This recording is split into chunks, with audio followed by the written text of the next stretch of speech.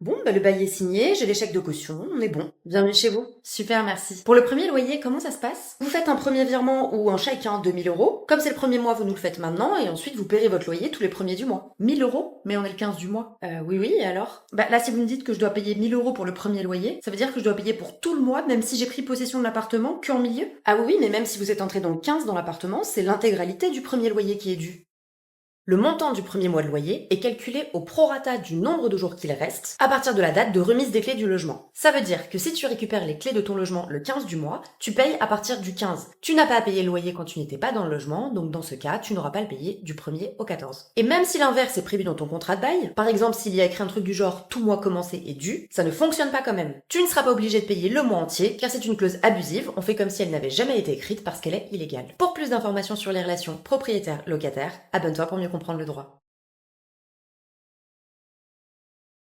Maman, je voulais te dire, j'ai un copain. Comment ça, t'as un copain? T'as 14 ans? Oui, non, mais maman, je sais que tu trouves ça jeune, mais tu sais très bien que maintenant, c'est plus comme à ton époque. Depuis quand? Il s'appelle comment? Il s'appelle Nathan, et ça fait quelques mois maintenant. Et d'ailleurs, je voulais te proposer, si tu veux qu'on l'invite à la maison pour qu'il vous rencontre. Bah oui, oui, je préfère le rencontrer quand même. Dis-lui de passer mercredi après-midi. Ah, l'après-midi, il pourra pas, il travaille. Mais comment ça, il travaille? Tu peux pas travailler à 14 ans? Oui, oui, mais il est un peu plus âgé que moi. Il a quel âge? 22 ans. Quoi? Mais ça va pas la tête cette histoire, c'est un adulte. Mais qu'est-ce qu'il fait avec une gamine comme toi? Tu te rends compte à quel point c'est dangereux ton histoire là? Mais non, mais c'est pas dangereux pour moi, t'inquiète, vraiment, sinon je serais pas avec lui. Non, non, mais là je te demande pas ton avis, tu fais tes affaires, on va à la police tout de suite. Mais comment ça, la police, ça va pas? Il m'a jamais fait de mal, il m'a jamais forcé. Mais je m'en fous que t'aies pas eu l'impression qu'il t'ait forcé. Un mec de 22 ans qui se met avec une gamine de 14 ans, c'est illégal.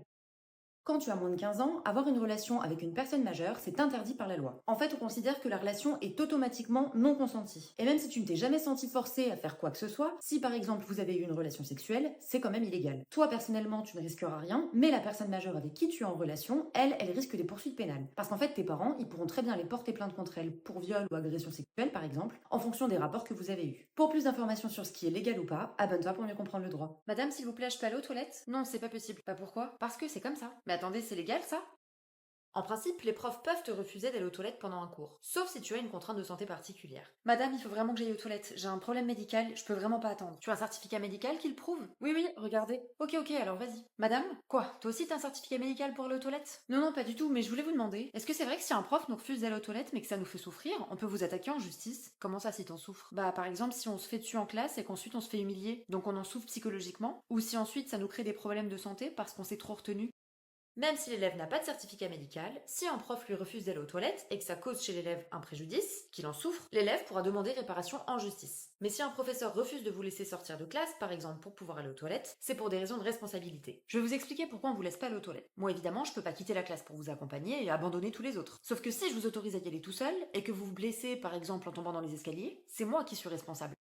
S'il arrive un accident à un élève, quelqu'un sera bien responsable, mais ce ne sera pas nécessairement le professeur. Dans les écoles publiques, en cas d'accident d'un élève pendant un temps de classe, la responsabilité de l'État se substitue à celle du professeur ou du surveillant dans la très grande majorité des cas. Donc la personne que les parents devront attaquer en justice, ça ne sera pas le professeur, mais l'État français. Pour plus d'informations sur ce qui est légal ou pas à l'école, abonne-toi pour mieux comprendre le droit. J'ai reçu ma paye et regarde, il y a 500 euros de plus que d'habitude, je sais pas du tout pourquoi. Tu vas leur en parler? Ah non, non, je pense pas que je vais leur dire, je les garde. Et de toute façon, maintenant qu'ils me les ont donnés, c'est trop tard pour qu'ils les récupèrent, non? Franchement, je sais pas. Au pire, attends un peu et puis tu verras s'ils le captent.